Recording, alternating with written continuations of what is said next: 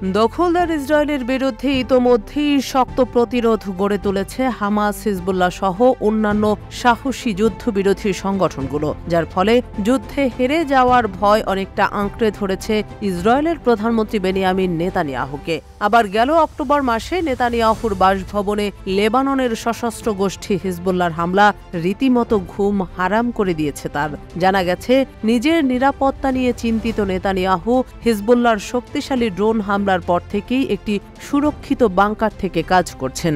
ওই বাংকার থেকেই অফিস করছেন তিনি। রবিবার ইসরায়েলি সম্প্রচার মাধ্যম চ্যানেল 12-এর সূত্রে সংবাদ মাধ্যম টাইমস অব ইসরায়েল এ তথ্য জানিয়েছে।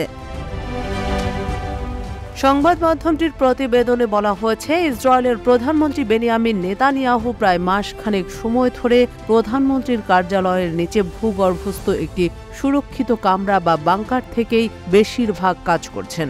গত 19 অক্টোবর ভূমধ্য সাগরের উপকূলবর্তী শহর সিজারিয়ায় অবস্থিত তার বাড়িতে হিজবুল্লাহ ড্রোন হামলার পর থেকেই সেখান থেকে অফিস করছেন তিনি। এমনকি নিরাপত্তা সংকটে নিজের ছেলে আভনের বিয়ের তারিখও পিছিয়েছেন তিনি। তবে খুব শীঘ্রই এই বিয়ের আয়োজন হচ্ছে না বলে জানা গেছে। উল্লেখ্য যে নেতানিয়াহুর বাড়িতে হিজবুল্লাহ যে ড্রোন হামলা চালায় তাতে তার বাড়ির একটি কক্ষের জানালার কাঁচ ভেঙে গেছে। যদিও সে সময় নেতানিয়াহু বা তার পরিবারের কেউই বাড়িটিতে ছিলেন না। তবে হামলার পর নেতানিয়াহুর ভয় যেন কিছুতেই কাটছে না।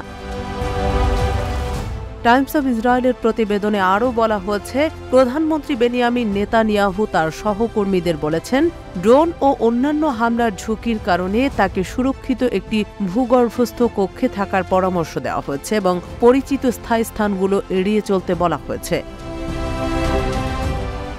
এদিকে নেতানিয়াহুর বিরুদ্ধে বর্তমানে 3টি দুর্নীতির মামলা চলমান আছে। আদালতে কোনো নিরাপত্তা কক্ষ না থাকায় মামলার জন্য আদালতে সাক্ষ্য দিতে যেতে পারছেন না নেতানিয়াহু। এ কারণে তার আইনজীবীরা তার সাক্ষ্য দেওয়ার নির্ধারিত সময় পিছিয়ে দেওয়ার আবেদন করেছেন।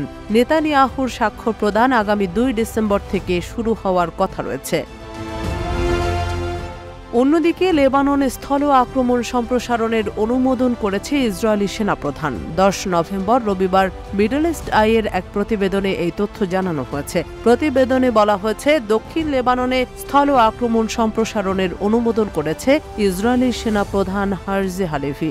যেদিন ইসরায়েলি প্রতিরক্ষা মন্ত্রী ইসরায়েল কার্জ বলেছিলেন ইসরায়েল হিজবুল্লাহকে পরাজিত করেছে, সেদিনই তিনি সেনাবাহিনীকে ওই বিষয়ে অনুমোদন করেন।